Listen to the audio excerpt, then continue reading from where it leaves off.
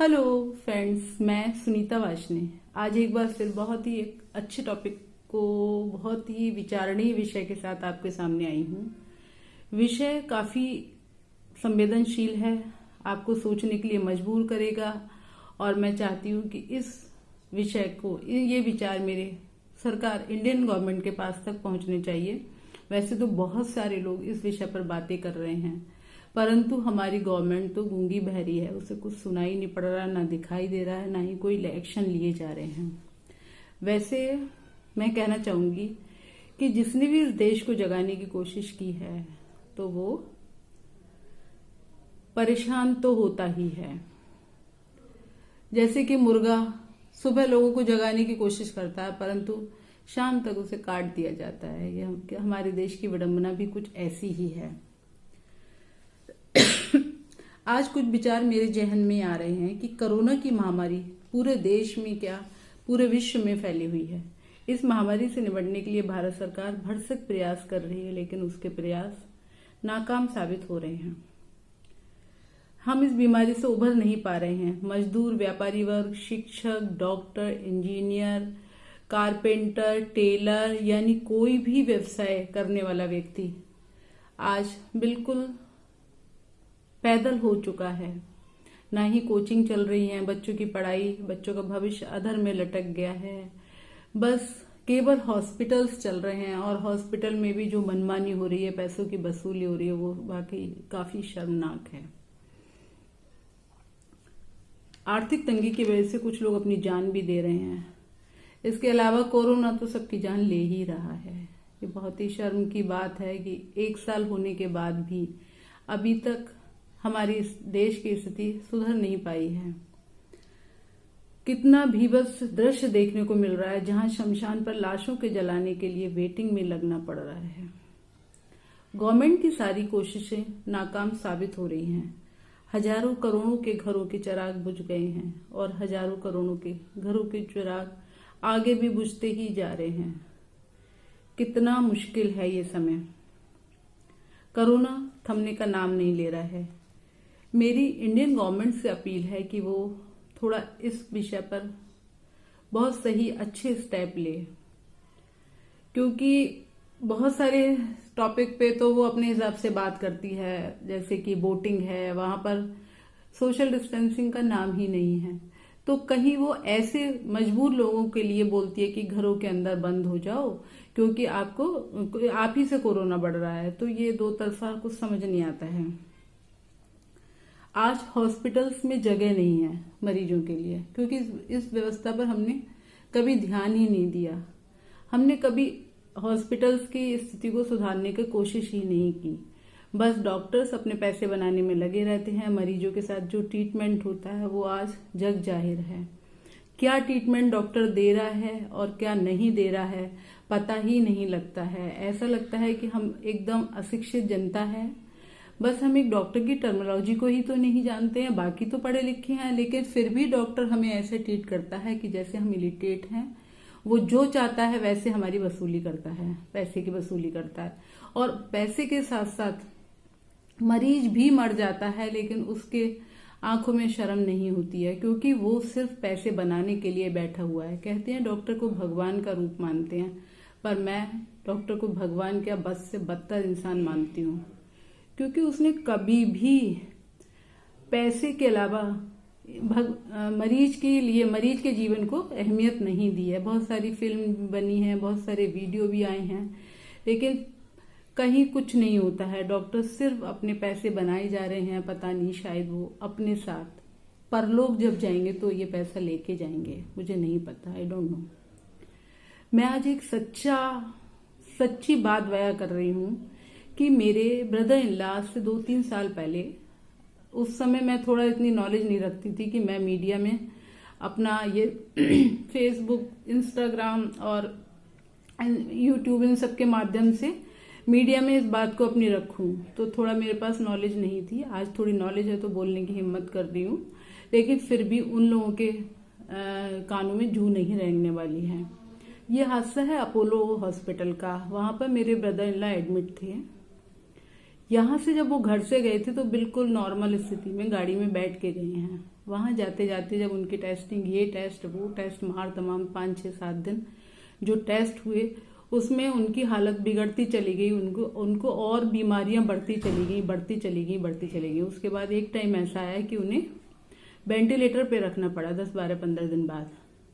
उसके बाद वेंटिलेटर पे सीसीयू, आईसीयू, सीसीयू में वो एडमिट रहे। बहुत हम लोग सब बहुत परेशान थे, पैसा भी लगभग सारा ही खत्म हो चुका था, लेकिन डॉक्टर था कि वो हमारे मरीज को रिलीज नहीं कर रहा था। आखिर सीसीयू में जब वो थे तो हमें लगा कि उनकी डेथ शायद 10-12 दिन पहले हो चुकी है, क्योंकि हम डेली जो विजिट के लिए जाते थे विजिटिंग आवर्स में, तो वो उसी कंडीशन में वैसे ही लेटे हुए होते थे। वीडियो वगैरह हम लोग बना के लाते थे, लेकिन देखते थे कि उनमें कोई चेंज नहीं है। हल्का सा वाइब्रेशंस था, जो कि शायद वो मशीनों के द्वारा डॉक्टर्स ने करा हुआ था। जब उन डॉक्टर से पूछा गया कि भाई आप हमारे पेशेंट को हमें वापस दे दो, वेंटिलेटर टू वेंटिलेटर, हम किसी और छोटे हॉस्पिटल में एडमिट करा देंगे, तो उन्होंने बहुत मुश्किल से हमारे पेशेंट को रिलीज करने की कोशिश की। जब वो 10-12 दिन हमें ये लगा कि उन्होंने डेड बॉडी के साथ ही हमसे पैसे बनाए, लगभग लाख रुपए पर डे का खर्चा आ रहा था अपोलो में। जब उन्होंने हमारे पेशेंट को हमें हैंडओवर किया तो एक एम्बुलेंस में एक हॉस्पिटल से यानी अपोलो से किसी दूसरे छोटे हॉस्पिटल में हमें शिफ्ट करना था, तो अलीगढ़ के हॉस्पिटल में शिफ्ट करना था। अलीगढ़ के रास्ते पे आते ही, अलीगढ़ से लगभग 5-7 किलोमीटर की दूरी पे डॉक्टर ने डिक्लेयर, 2 डॉक्टर आए थे उनके साथ एम्बुलेंस में, और उन डॉक्टर ने ये डिक्लेयर कर दिया कि ये जो है डेथ हो चुकी है। अब हम लोग बिल्कुल कुछ निसहाय थे, असहाय थे, कुछ नहीं कर सकते थे। हॉस्पिटल में जाके चीख नहीं सकते थे, चिल्ला भी नहीं सकते थे। सोचा भी था कि भाई कुछ टाइम बाद जब हम अपने जिया जी का ये सब कर्म वगैरह, ये जो भी आखिरी अंतिम संस्कार है वो करने के बाद कुछ एक्शन लेंगे, लेकिन फिर उसके बाद हिम्मत नहीं हुई। इतना टूट गए थे, पैसे से भी, हेल्थ से भी बहुत ज्यादा हमारा हर तरह से लॉस हुआ।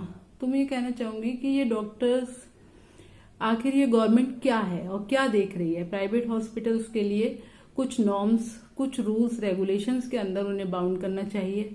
उस और क्यों ध्यान नहीं दे रही है, केवल वोट की राजनीति ही क्यों करती है। मैंने ये भी महसूस किया कि भाई एक डॉक्टर जो वहां बड़े बड़े डॉक्टर हैं बड़े बड़े हॉस्पिटल्स के, वो अपना जीपीएस ट्रैकिंग पे अपना मोबाइल में रहते हैं। जब वो सारे हॉस्पिटल की क्रियाकलापों, सारी एक्टिविटीज को अपने मोबाइल में अपने घर पे बैठे देख सकते हैं, या इस देश से दूसरे देश में भी है, विदेशों में भी है अगर, तो भी वो सारा कुछ ट्रैक करते रहते हैं। तो फिर ये गवर्नमेंट हमें क्यों नहीं ये हक देती है कि पेशेंट जो अपना पूरा पैसा, अपनी जो भी जीवन भर की जमा पूंजी है हॉस्पिटल में देती है, इसके अलावा वो अपने घर, मकान, खेत या कुछ भी बेच के, उधार लेके भी अपने मरीज का इलाज कराती है, तो उनके लिए ये व्यवस्था गवर्नमेंट क्यों नहीं करती है कि वो हर वार्ड के अंदर, हर बेड के ऊपर एक सीसीटीवी कैमरा लगाए और उसकी लाइव टेलीकास्ट वो बाहर देगी तो हम लोग उसको देख सकते हैं, या फिर वो हमारे मोबाइल में हमें ये फैसिलिटीज दे। जैसे कि हॉस्पिटल्स में देखा है कि भाई अगर जो अटेंडेंट है उसके पास सारे मैसेज आते रहते हैं, उनको कब कॉल करना है, ये सारी कुछ बताते हैं वो लोग मैसेज के द्वारा या कॉल करके बताते हैं। तो हमें लाइव टेलीकास्ट देखने का क्यों नहीं हक है? हमारी गवर्नमेंट यहाँ पे क्यों ध्यान नहीं दे रही है? क्या वो इतना नहीं कर सकती है? अगर वो इस काम में कोई बहुत पैसा नहीं लगता, हमारे जैसे मिडिल क्लास लोग भी अपने घरों में सीसीटीवी कैमरा लगा के बैठे हुए हैं, तो फिर गवर्नमेंट इस पर अपना स्टेप क्यों नहीं लेती है? उसे ऐसी क्या कमी है? हमारे जो टेस्ट होते हैं हॉस्पिटल्स में, वो टेस्ट केवल वहीं अंदर होते हैं, टेस्ट की रिपोर्ट भी वहीं अंदर होती है। हम चाहते हैं कि हमारे टेस्ट जो है कहीं दूसरी जगह भी हो, हम डबल टेस्ट करें, क्रॉस चेकिंग होनी चाहिए। मैं देखती हूँ छोटे छोटे स्कूलों में, जहाँ, क्योंकि मैं प्रोफेशन से टीचर हूँ, तो मैं देखती हूँ कि स्कूल्स में भी हम अपने सब्जेक्ट की, जो दूसरी टीचर है वो हमारे सब्जेक्ट की कॉपी क्रॉस चेकिंग होती है कि कहीं हमने कोई एक्स्ट्रा मार्क्स तो नहीं दे दिया है, टोटलिंग में कहीं कोई कमी तो नहीं की है। तो यहाँ पर तो बच्चों के कैरियर की बात है, ये भी बहुत ही संवेदनशील मुद्दा है कि बच्चों के कैरियर को लेके भी हमें बहुत सोच समझ के काम करना चाहिए। लेकिन यहाँ हेल्थ का टॉपिक तो कहीं उससे भी बहुत ज्यादा आगे है। तो ये इस टॉपिक इस वाले यहाँ पर ये गवर्नमेंट हमारी क्यों नहीं ध्यान देती है, क्यों नहीं कहती है कि भाई आप एक सेकंड कहीं बाहर जाके भी अपनी एक रिपोर्ट चेकिंग करा सकते हो, अपने ब्लड की टेस्टिंग करा सकते हो। तो ये बहुत सारी बातें हैं, मैं देखती हूँ कि गवर्नमेंट बिल्कुल नहीं ध्यान दे रही है। कोरोना है कि थमने का नाम नहीं ले रहा है, कोई स्टेप नहीं लिया जा रहा है। गवर्नमेंट रैलियों में बिजी है, बंगाल की रैली में बिजी है, मार तमाम बोटों में लगी हुई है, लेकिन यहाँ पर कोई ध्यान नहीं दे रही है। हॉस्पिटल्स का बहुत बुरा हाल है। हॉस्पिटल के हालात देखकर तो सच में रूह कांप जाती है। जो बंदा वहां चला जाता है वो पैसे से तो कमजोर हो ही जाता है, लेकिन वो बंदा शरीर भी अपनी जान भी गंवा देता है। तो ये हमारे लिए बहुत शर्म की बात है।